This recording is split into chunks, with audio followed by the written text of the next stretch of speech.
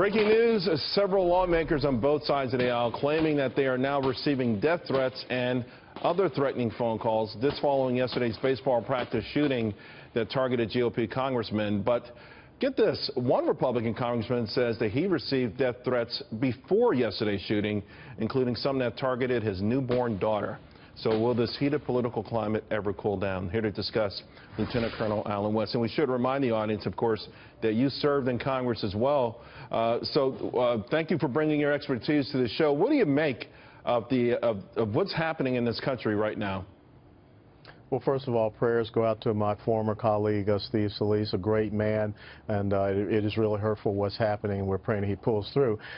When you look at some of the rhetoric out there, when you look at some of the actions, right after the inauguration, you have someone talk about blowing up the White House, holding up a severed head of the president, or this act that they had in Central Park depicting the assassination. This is not part of political discourse. We can agree on policy, but we should not have these threats and these actions that are inflaming individuals. And when I think about what happened after Gabby Giffords was shot, and that's when I was in Congress, you know, one of the things that I made sure of was I had a concealed carry license, and I, used my Second Amendment rights when I was down in the district. And I also had a former NYPD detective that was kind of my sidekick, my battle buddy. And so I think that we need to look at national reciprocity for these members of the House and the Senate that are up there, because lots of times, late night sessions, these guys are walking home to their respective places of residence that they have up there.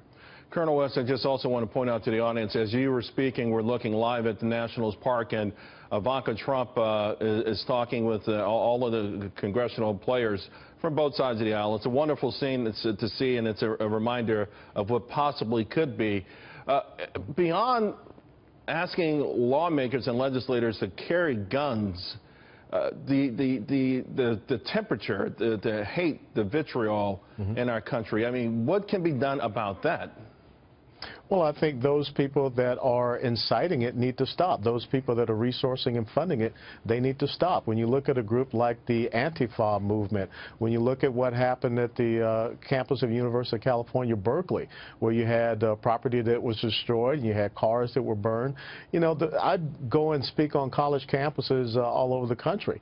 And when you have the shutting down of what people believe is speech that they don't agree with, that's not what we're supposed to have in the United States of America. When we talk about freedom of speech, freedom of expression, and those rights and privileges that the Constitution gives us as individuals in a free society. Right. So I think it's very important that we get that back under control. Colonel West, I want you to stay right there because I want to bring in a panel to help us with this discussion. Angela McGlowan is back with us along with Ned Ryun. Ned, what are your thoughts about this? It's an ugly period. The phone calls and the threats, emails and everything went through the roof, but they've existed for a long time. But certainly, many are saying they've never seen it like this. No, they have. My dad served in Congress for 10 years. There's always people who are going to be unhappy with how the member voted, unhappy with family members. But when you're seeing professors and other people are calling for House GOP to be lined up and shot, for Trump to be shot, hanged, all of this violent rhetoric, Charles, at some point, the whole point of powerful rhetoric is to stir passions, to stir emotions, to put hands and feet into motion. The end goal of rhetoric is action. And now people are saying, well, we don't want to claim responsibility for this rhetoric. At some point, some people are going to put these things into action. And yesterday, what you saw, some of that. So at some point, we have to understand we are all Americans. Some of us might be conservative, some of us might be liberal. Right. We are all ultimately Americans. We might have our disagreements, but let's leave those disagreements in the political arena and just say, I choose to disagree. And you know what? We'll have that ballot. We'll have that fight at the ballot box. Well, Angela, everyone's saying that right now. And it sounds great. Again, you understand the swamp as well as anyone else. How do you feel about it? Charles, as opinion makers, as leaders, we have to watch what we say. When I ran for office for 3 months in the state of Mississippi, I got death threats. We had to spend most of my money on security. Having said that, we need a reset. Remember 9/11? We weren't Republicans.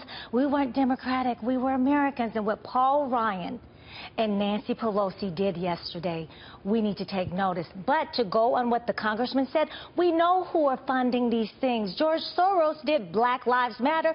If you follow the money, if you really want to find out, we can't stop them. All right, good. That's good to know. By the way, in the crowd a moment ago, you might have seen Stephen Mnuchin, our Treasury Secretary.